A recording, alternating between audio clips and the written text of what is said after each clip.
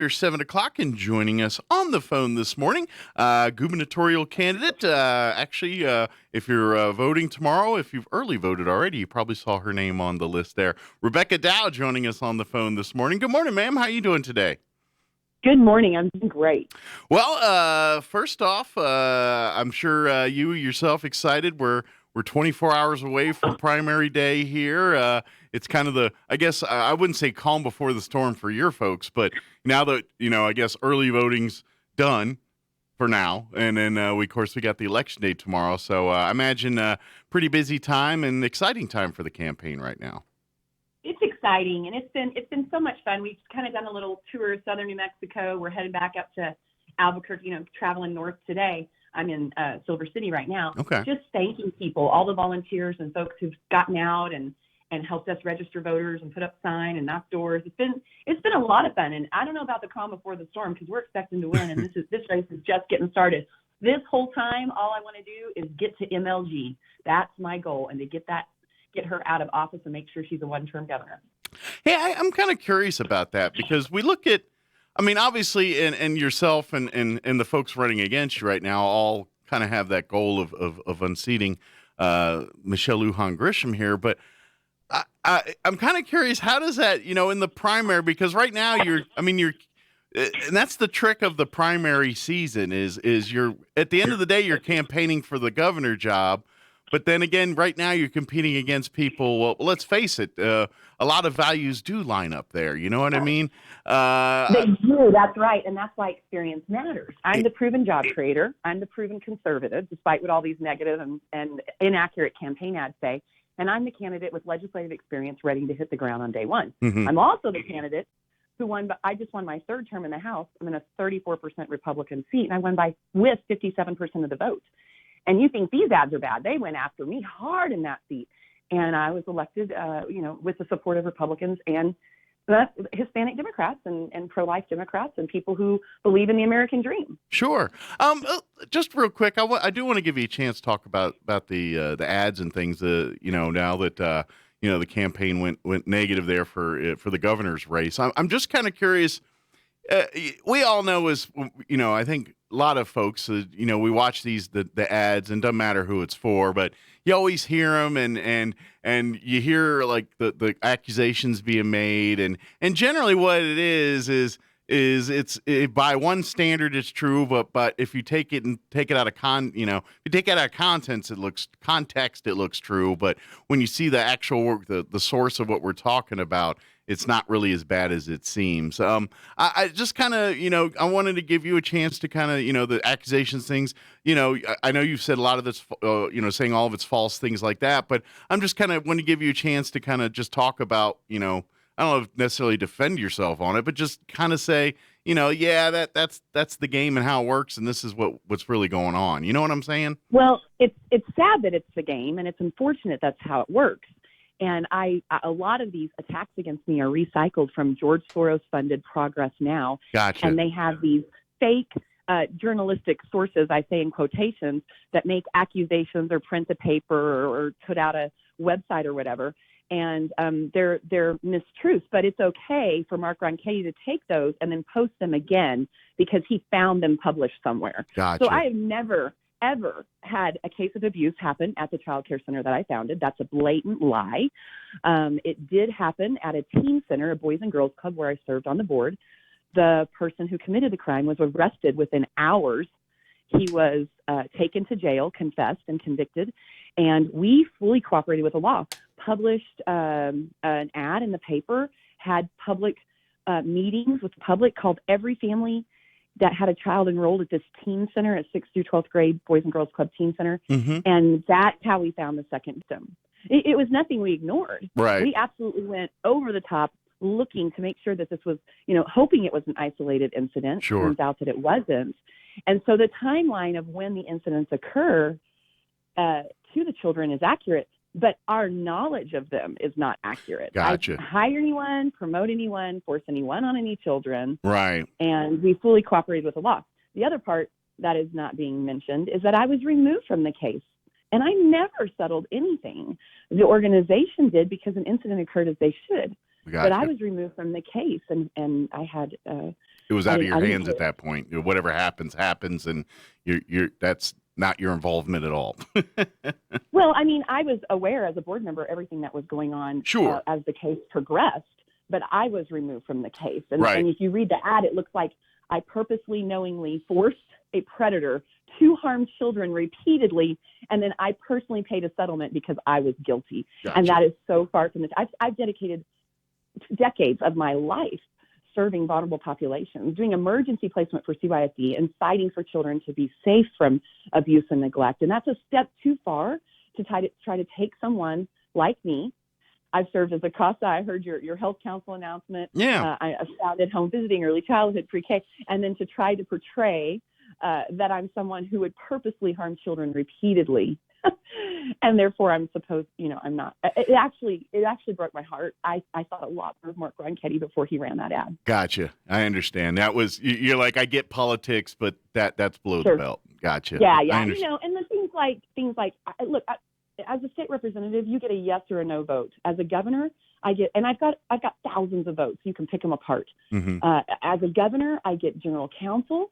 I get policy advisors, I get line item veto power, and the opportunity to think deliberately about bills before I sign them or veto them. Sure. You don't get that as a House representative. These bills fly through our committees and fly through the floor. Generally, it's not common for us to have 3-hour debates, and those are on things like gun control and tax increases and things, abortion, and I am pro-life. I will protect your Second Amendment, every bit of our constitutional rights. I'm for tax reform, not tax increases, but that's another one of those misleading ads. Sure. If you want to get rid of the gross receipts tax, the pyramid taxing on manufacturing, if we want to lower income tax, eliminate Social Security tax, eliminate the tax on military retirement income, we have to have a flat sales tax. And that's what our neighboring states, Texas, Arizona, Colorado, that's what best practices in tax policy would suggest, the flat sales tax. And in some of these proposals that I have voted yes on, it's applied to food. 3.5% tax on food would still reduce your liability on all other goods and set New Mexico's economic potential free. Doing a business in New Mexico right now, you have 33 counties, 33 different GRT rates, and it's so difficult to do business. We've got to set New Mexico's economic potential free. And speaking of GRT and all that, and this is where I'm kind of asking you because I hear a little bit, know a little bit, but I don't. This isn't I don't have enough to know that this is truly the accurate statement, but I'm curious from what I'm heard, when we talk about GRT, it's sure. I mean, yeah, the different percentage rates and all that, but the big crux in what I hear a lot of people complain about is the lack of transparency. It's like we send up all this money, and then the Santa Fe is like, well, you earned this, and it's like, well, what numbers are you showing me to say that's the number? And they're like, well, don't worry about it. Like it's exactly. Yeah, So somebody called tax and revenue, and someone answered the phone because I think it's time for government to work as hard as New Mexico does, and there's still agencies that are working from home, and I get calls all the time how difficult it is to get tax and revenue to respond and resolve issues. And switching to a simple sales tax creates transparency, accountability, ease of businesses and working with government and paying their taxes, but it also helps the everyday citizen be able to predict what it's going to cost them to buy things, right? Which you don't know what you're going to pay depending on what county you're in.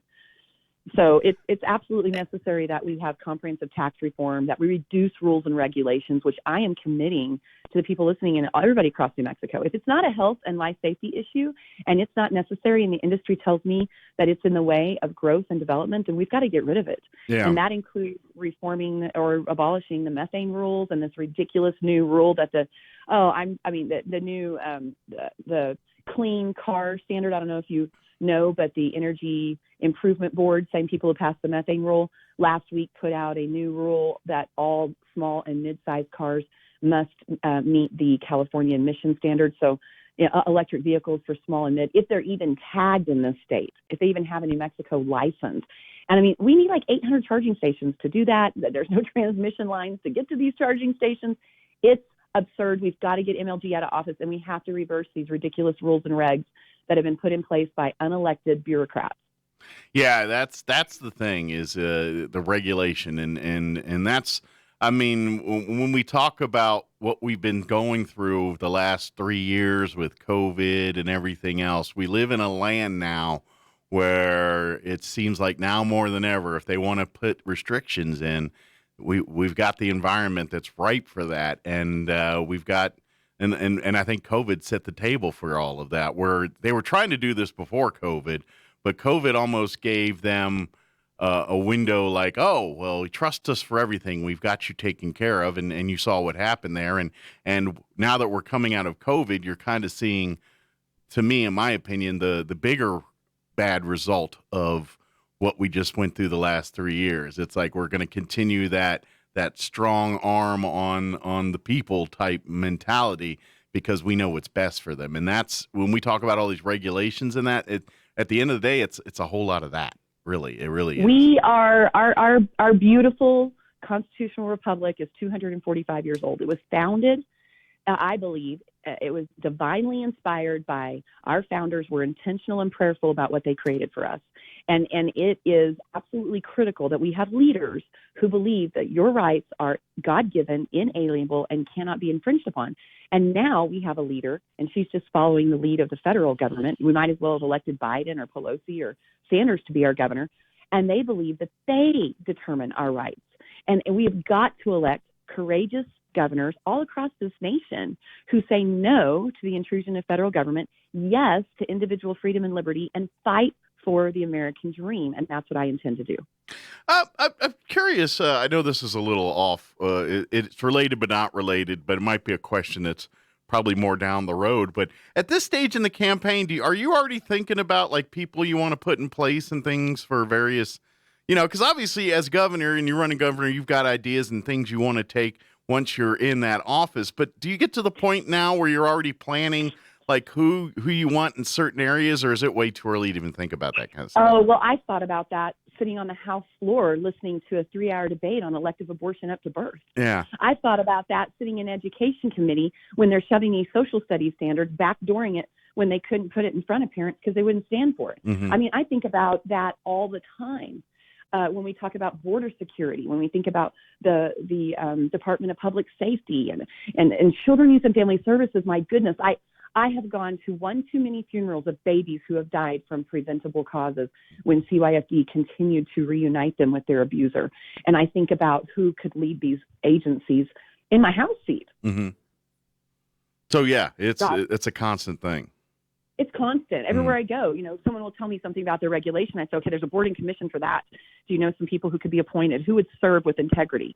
Gosh, there's like 28 cabinet secretaries. You've got your 4th floor executive staff, and you've got 260 some boards and commissions. It's thousands of people who have to come together. I realize the governor is the most powerful elected person in our state, but the job of the governor is to give the power back to the people. And I'm just one person, a name on a ballot, but we New Mexicans have to turn the state around. And it's been really energizing. I mean, we're on 70,000 miles in the car. I don't know how many hours. I've been home just a few dozen days in the last 150 days or so, slept in my bed, walking away from my family, my community to do this. And I'm completely energized because everywhere I go, there are solutions to New Mexico's problems. Gotcha. We just have to get big government out of the way. I know I'm asking a lot of what if kind of questions, but just at this point we're late in the game, as far as people are voting tomorrow. So we're really at a point where people are, and I got to be honest, I think a lot of people that are, especially in primary, they're going to be deciding right up to the last minute here. So I kind of like asking these kind of questions. They say 60% of Republicans will vote tomorrow. So this is anybody's race. So I appreciate the opportunity to talk to y'all today. Yeah. Well, and I'm glad you got a chance to talk with us here. But I guess where I was going is with the what if stuff, if as governor, what's like if you did nothing else in your first term as governor, what would be the one thing that you're like, this is what I want? If I did nothing else as governor, I want to make sure this is good. Do you have like something that, like, if nothing else I got done in my term, this is one thing I want to make sure it gets done? That is really a difficult question because there's really two things. Well, what is working in New Mexico? I mean, we have to tackle, we've got to reverse where we've been for the last 90 years with conservative principles that'll set New Mexico's potential free. Yeah. It's just a foundation of success that makes conservative values win the day. I mean, I look at Texas, and it was Democrat, and it is now Republican, and it is prosperous, and children are thriving, and families are free. And, people say I went to Texas. I'm like, America, have fun in America this weekend. But I mean, so to really unite the party, I know that looks hard right now, but we've got to do it. Build the base, let conservative principles win. And those, look at the Republican platform and the GOP platform and see what those are, and really, and govern well, so that we continue to win, because a lot of these problems can't be fixed in 8 years. It's not how you start, it's how you finish. So I want whatever my ceiling becomes to be the floor of the next Republican governor that we elect.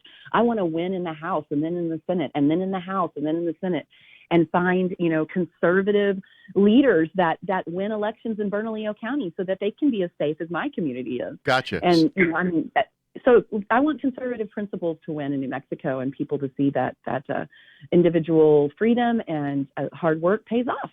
And we got, everything's in crisis, so there's so much to do, and it's all urgent and immediate. Sure. So basically starting with the base, the foundation, saying let's get some people in with to bring some of those conservative values in and start the base there, and then we can work on the problems as we get people at least understanding what the problems are.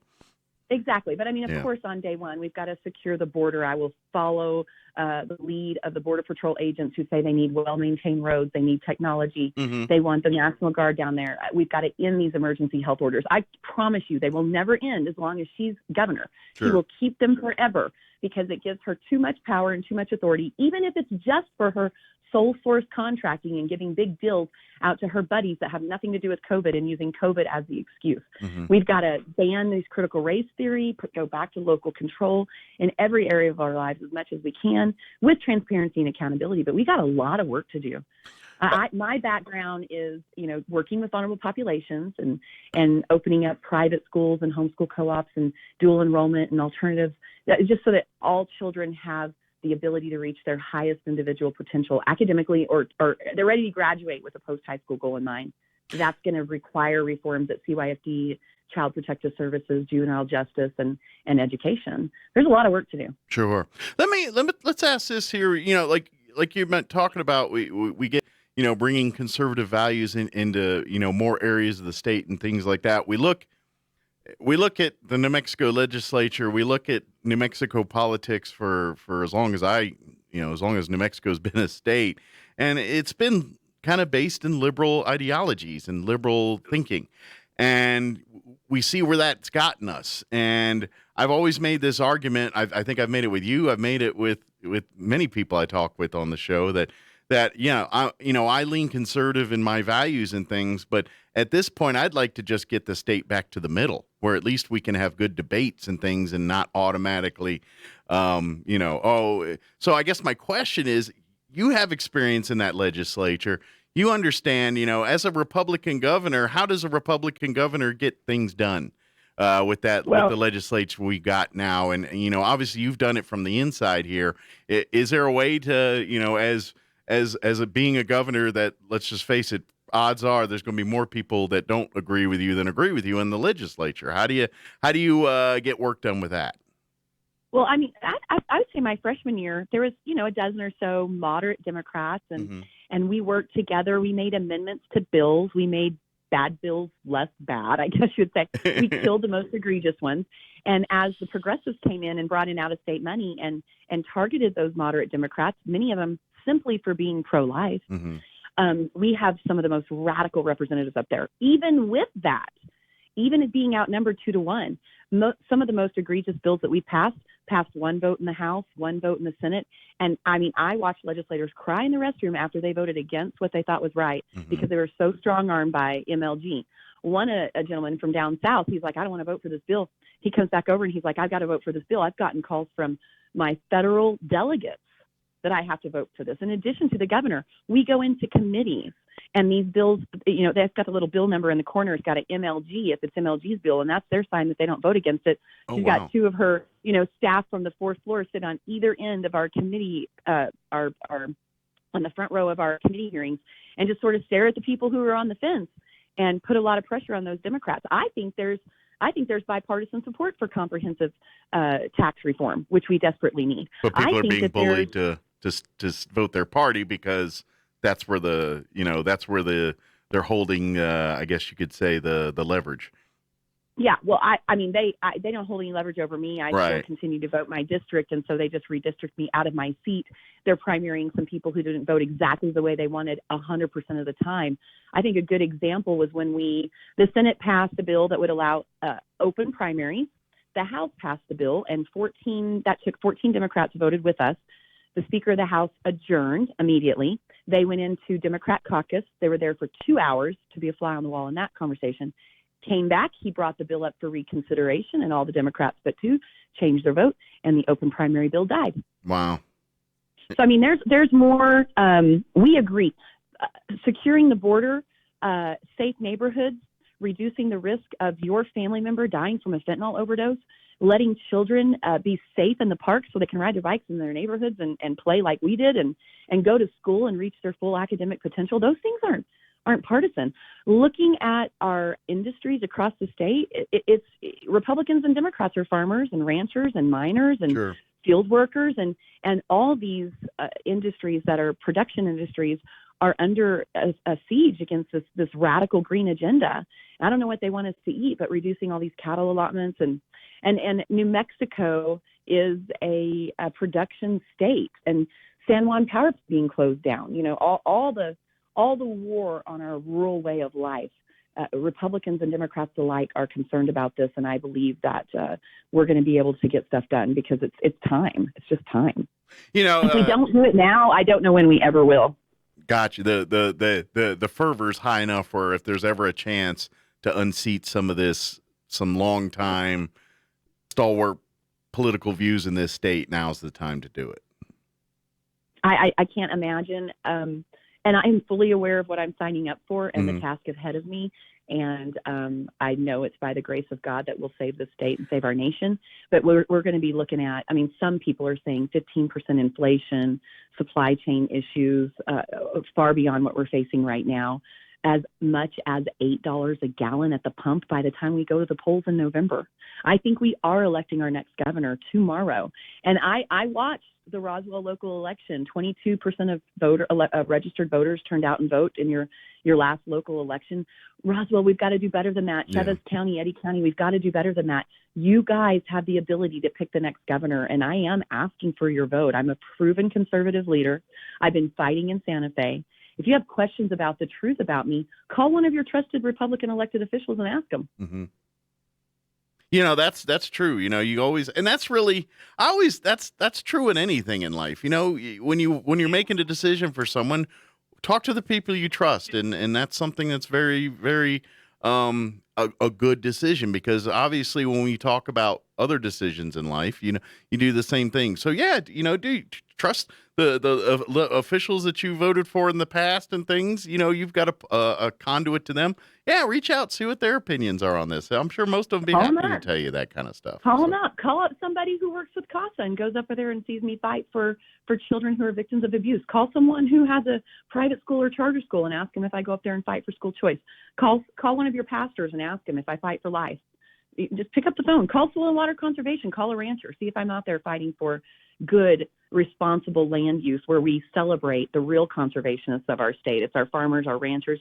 It's our commercial loggers. And so I want more freedom and less government. I've been up there fighting for it. And, you know, there's people who've watched me who can vouch for me that live in your community. Sure. You know, once we're talking, as I know we're kind of wrapping up, but I do love getting perspective of, because obviously as a candidate, for governor, nonetheless, you're kind of, at some point or another, you're kind of crawling through every corner, every inch of the state, meeting people and things. I always like getting perspective. You know, obviously, you know, you're pretty in touch with, you know, what we feel about and things here in Southeast New Mexico, but like the issues that we run into here, when you go to, you know, your neck of the woods, or obviously Four Corners, or I mean, are people saying the same things at different parts of the state, or is it different stuff in different states, different No, parts? they're saying the same thing all throughout the state. Gotcha. It's different industries, but they're almost all industries that are overregulated by the state and federal government, and almost all require collaboration on land use. Okay. So, I mean, obviously, it's oil and gas at your neck of the woods, but when I go to northern New Mexico, they're closing down all these coal plants and industrial plants that use nuclear or anything other. They're closing down a coal plant in the San Juan power plant that is the energy source, the affordable, reliable, base load energy source for Bernalillo County. And they delayed the closure through the election because it's going to result in brown outages. So they're closing down this it's like 99.6% clean, post-Obama EPA, full of scrubbers. It's one of the cleanest power plants in the United States, and replacing it with 3,500 acres of solar panels. They're losing 350 jobs, mostly Native American, mostly Democrats. Yeah. But here's, I mean, it's everywhere. It's everywhere. That's San Juan. The night before, we were in Weed. And down in Weed, they've got the Lincoln National Forest that historically had 1,500 head of cattle. The grazing allotment was for 1,500 head of cattle, and they're reducing it to 100. Yeah, that's a big drop. It's happened over time, but that's where we're at now. Mm-hmm. But first it was the spotted owl, and now it's a mouse that migrates hibernates more months out of the year than not. And I'm like, wait a minute, cattle don't eat mice, spotted owls do. I mean, it's upside down world, and you're like, wait a minute, what do you want people to eat? You may not like being bothered by a cow when you're hiking on a trail in the Lincoln National Forest, but everybody wants to go after their hike, go down to a restaurant, have a green chili cheeseburger or a nice, steak. And where do they think that's going to come from? Sure. Well, so it's just you look at the fires. I mean, I know, yeah, sure, different sources, different reasons and everything, what starts the fires, and some were prescribed burn, some were lightning, but all of them were done because of less man's impact. What I mean by that is, they want to create more wilderness and stuff and get men out of these areas, but the problem is man's already been there. And when you just have man walk away and everything starts overgrowing, guess what happens? Things catch fire. Wildlife can't hunt there anymore. All those things that we were doing to make sure it keeps happening stop happening. So by them going green, they're actually creating more problems. Because it is creating more problems. Yeah. And people, I'm the best of both worlds. The work that I've done addresses the issues that impact Bernalillo voters. And by the way, there's like 120,000, 140,000 registered Republicans in Bernalillo. Last 3 elections, 40,000 or less have voted. They have not been excited and got out to vote for Republicans, including Mark Ronchetti. But the rural area is rallying around it. So I'm kind of the best of both worlds. I understand production and what we need to do to fuel our homes and to keep our grocery store stocked and make sure we get to eat 3 square meals a day. Sure. But my work has been with vulnerable populations, reducing risky behavior, everything from home visiting to behavioral health to transitional housing, post-incarceration. And then people in Bernalillo are concerned about education. They're concerned about crime. And that is my life's work. It just happens to have been in a rural community. But the best practices and the things that reduce those issues are universal. And so I think, I try to say to people in Bernalillo, if you eat, this is, Candy Azell says it, and it's true. If you eat, you should be concerned about what's happening to our farmers and ranchers. If you want to flip on a light switch and power come on, then you need to be concerned what's happening with oil and gas. And I was alarmed by the redistricting to take away our representative voice.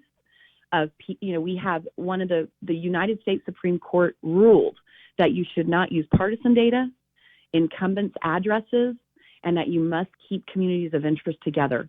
And this last redistricting, they did exactly the opposite of that. They used partisan data.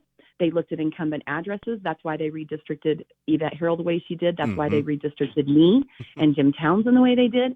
And they split apart our communities of interest to take absolutely detrimental to our state. And that's why you're seeing Roswell's got 3 different congressional campaigns going on right now because all 3 congressional districts are in Roswell now. And we were at Peppers last week on that night of rain, brought tears to my eyes. I don't remember what day it was because we've been all over the state. But there was about 65 people there, and I'd say less than a third even knew who their congressional candidate was or what congressional district they live in now. Yeah, Talk about being disenfranchised. To be honest, I thought I was redistricted to 1, and then I got my voter registration card like last week, and I'm in 3. Obviously it was 2 before, and I was like, well, I think I'm in 1 now. And then I got my card, and turns out I'm in 3. So I was reading up on 1, and I'm in 3. So. Well, So there's not a lot of Republicans in the state, and there's not a lot of us who are elected, but we scrounged up enough money, and thank you to the folks in Roswell who pitched in to file that lawsuit. And the judge is acknowledging that it's gerrymandering, it's obvious, and it's probably going to have to get redistricted, and the judge will decide. But he decided to go ahead and print the ballots and wait until after the November election to address. Well, We're going to have to vote this time the way it is, but we're not going to live with this for 10 years. It's so blatant. It's got to be overturned. Even this court system can't ignore it. So it could be interesting the next 2 years, but hopefully the courts see it the right way, and after that term, we're back to something more similar to what we're used to. Well, I just want to remind people who are listening, we absolutely can have a Republican governor, and you can have a proven conservative who's ready to govern on day one if you go vote. But turning out at 22% isn't going to get it done. Sure. We've got to get out and we've got to vote. Absolutely. And one last thing I'd like to say before we let Rebecca here go is just an observation as a person making a radio show here, just an observation. But if you've noticed, over the last couple of years, what our governor's been saying, and then now we get into election year, and you might notice she's kind of getting a little bit more conservative with some of her announcements. You ever notice that the most liberal people start getting conservative around election time? I'm just saying, an observation. Well, maybe make note of that. I will tell you. I'll tell you, you're right. And we sat there and laughed at the State of the State address. We felt like she was plagiarizing the Republicans' platform because she was talking about ending the tax on Social Security income. And we've been carrying that bill for years. I've been a co-sponsor on that. She was talking, it was quite ironic. And here I am, her opponent. And in this last session, 2 of my bills she signed into law. And several of my bills, they killed the Republican version and reintroduced it as a Democrat version and passed it. So the $1 million for survivors of fallen officers, I was the sponsor on that bill. And the tax on Social Security income, sponsor on that bill.